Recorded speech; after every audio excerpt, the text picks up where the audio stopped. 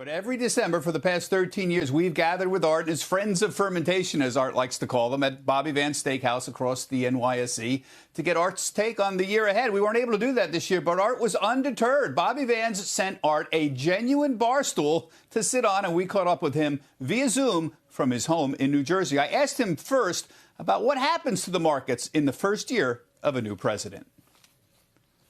So the first year, certainly, and sometimes the first 2 years of a presidential term is the weakest of the 4-year cycle.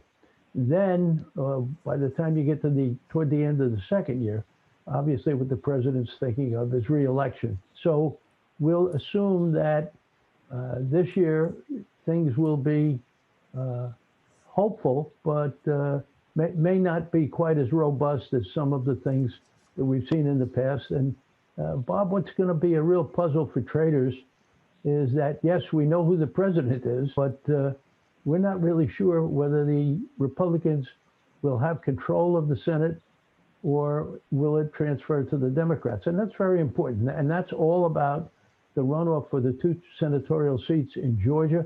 And that comes in the very beginning of January.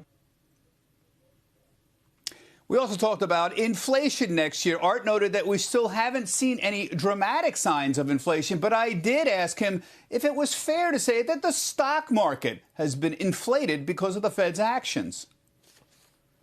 I think that's eminently fair, and as we've recently seen in things like the IPO markets, if you have cash and you're looking for a rate of return, you're not going to get it holding it in cash. You're not going to get it in debt instruments. There's no yield anywhere.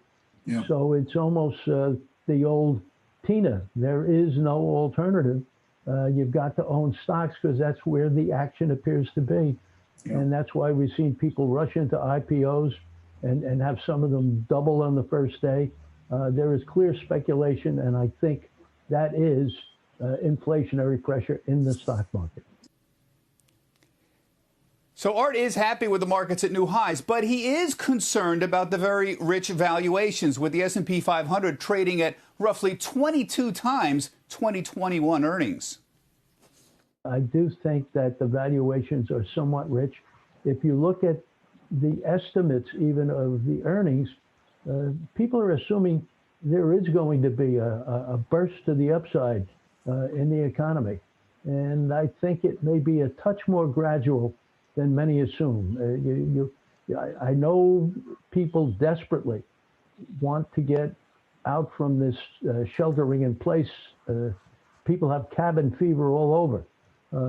So there is that urgency, but I think it's being overstated. And I think the markets, if anything, on the multiples are a bit rich as we go into the first year of the presidential cycle. Yeah. Finally, I asked Art about the rise of Robinhood and the retail trader. Art says it's wonderful to see more people participate in the markets, but he worries that too much day trading could cause many to get turned off when the market's correct. I want to see new people in. What disturbs me is that they have a different way of thinking. The millennials, the Robinhood types, say with some decent logic, hey, if the vaccine comes out in 6 months, in 9 months, people will be going on cruise lines again. And I think that's why with these spectacular moves in the recent IPOs, we've seen some quick reversals. And I think it is this new breed of investor who have not had the experience and sometimes the painful experiences some of us have had, that lead us to trade in a slightly more cautious way. All I say is welcome aboard, but just be careful of the volatility you're creating. It's always good to catch up with Art. Now, you can read the full interview on Trader Talk, tradertalk.cnbc.com, and you can watch the whole interview on CNBC Pro. Shepard Smith here. Thanks for watching CNBC on YouTube.